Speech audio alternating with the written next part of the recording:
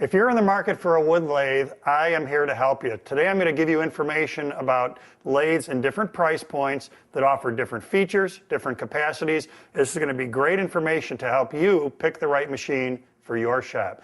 Now let me start over here with a representative of what's called a benchtop lathe. These machines are very versatile. Their development has come a long way in recent years. Let me show you what you've got here. With these machines, we want to be concerned with the swing and with the spindle capacity. So here with these benchtop lathes, the good news is these are the least expensive machines that we're going to talk about. For about the price of a good portable power tool, you could get one of these lathes in your shop. In swing capacity, generally we're talking about 10 or 12 inches. In spindle capacity, maybe 12 or 15 inches. The motors on these machines hover right around a half a horsepower or so. So in the motor range, it's going to be the smallest motor of what we're about to talk about. And in the capacity range, smallest capacities. Now that's not necessarily bad. It's plenty of capacity to do halfway decent sized bowls, some pretty good spindles, especially in the category of pen turning and that kind of work. Now the really cool thing with these machines is that you can get extensions for the end of them, so I can build them out this way. If you want to do longer spindles, like table legs or baseball bats, we can add on to the end and get that extra capacity. We can't change the swing capacity on these. So whatever they come with, that's what you're going to live with. Now it's common on lathes when we talk about speed control that they have a system of step pulleys. Now what's going to happen when you use this machine is that you're going to get started with your turning at a given speed. When you're ready to do a speed change, shut the machine off, change the belt to another step. That makes your speed change. Close the cover, you go back to work. So every time you do a speed change, you're going to stop the machine, unplug it because you're opening the hood, do your speed change, close it back up, plug it back in, go back to work. Now comparatively, you're going to see some changes as we work our way up the line here. So cap this off, couple things. Remember, we've got maybe a 10 or 12 inch bowl capacity, 12 to 15 inch spindle capacity, horsepower, about a half horsepower on the motor.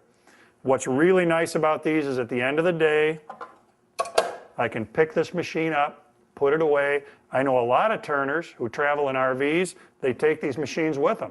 They get where they're going, they put it on a picnic bench, they do their turning, tuck it back in the RV at the end. So the portability, the small footprint, that's a great benefit of these mini lathes. Let's look at one that's one size bigger. Now the price tag goes up a little bit here, but we get all sorts of cool stuff with this one. The capacity out of the box is quite a bit greater between centers. So this one we can actually do a full-size baseball bat, can do table legs as well. So I have more spindle capacity, I also have more bowl capacity. The motor is bigger. Now talking about bowl capacity, that's that swing, here's something that's really cool. If I slide my tool rest out of the way, what this one offers is I can loosen this and I can spin the headstock. This increases my ability to do outboard turning here. So not only does it have a bigger capacity over the bed, but I've also got the ability to mount bowls out here, which further increases the capacity.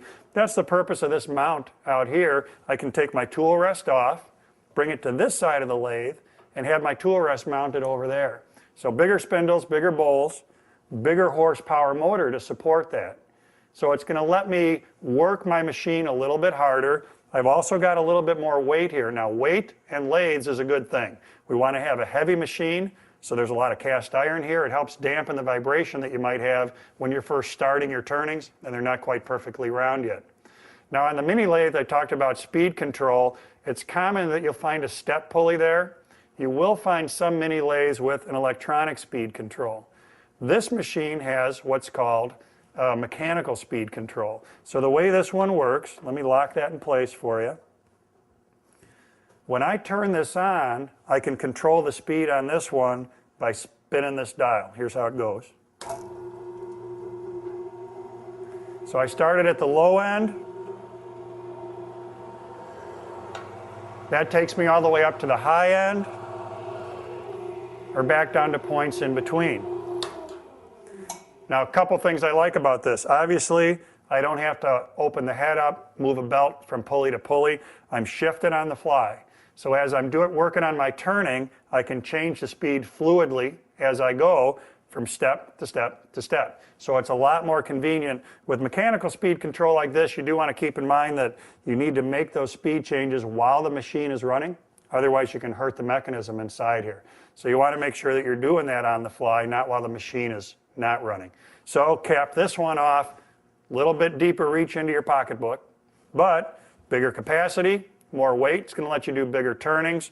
A little bit less likely you're going to pick this machine up and tuck it away when you're done, but you can get mobile bases for some of these machines to help you roll it away when you're done. Now, let's go up one more step. This machine is really a beauty. I'll tell you what, in weight, it's about twice the machine that we just looked at. Remember that a lot of weight is a good thing, dampens vibration. We have a bigger bowl capacity on this one. Now, out of the box, it's got a short spindle capacity, but like the mini lathe, we can build onto the end to increase that spindle capacity and get the gain that we need out there for those big table legs or baseball bats. So we can add that on. Now, the weight is going to buy us the ability to do big bowls. Part of what we want there is also real good control of the RPM. This is a smart lathe. On this one, the speed is actually controlled by a computer. So I can work this a couple of ways. Think of this a little bit like a dimmer on a light. That dimmer type switch is what's going to control the speed of this machine. So on this one, once I'm running, I can dial my RPMs up or down. I can make those speed changes when the spindle is not turning because it's electronic, not mechanical. Now remember, referring back to the mini lathes, I said some mini lathes have a system similar to this, which gives you that rheostat, that dimmer switch type control of the speed over there. Here on this one, it actually goes a big step beyond that. Remember I said it's a smart lathe. With this machine, what happens is, as I'm cutting and I'm applying a load to my work, this is smart enough to know that it needs to provide a little bit more power to maintain RPM. One step beyond that, on this machine, if my chisel catches, which can happen when you're turning, the machine can actually stop itself so that you don't hurt yourself with a bad catch or you don't break anything on the machine. So it's got a little safety device built in there so that if something is going wrong on your turning, it'll automatically stop itself. Then I can turn it back on and reset the system. So the speed control, I can dial up and down the speed. I can preset the speed while it's not running, then turn it on.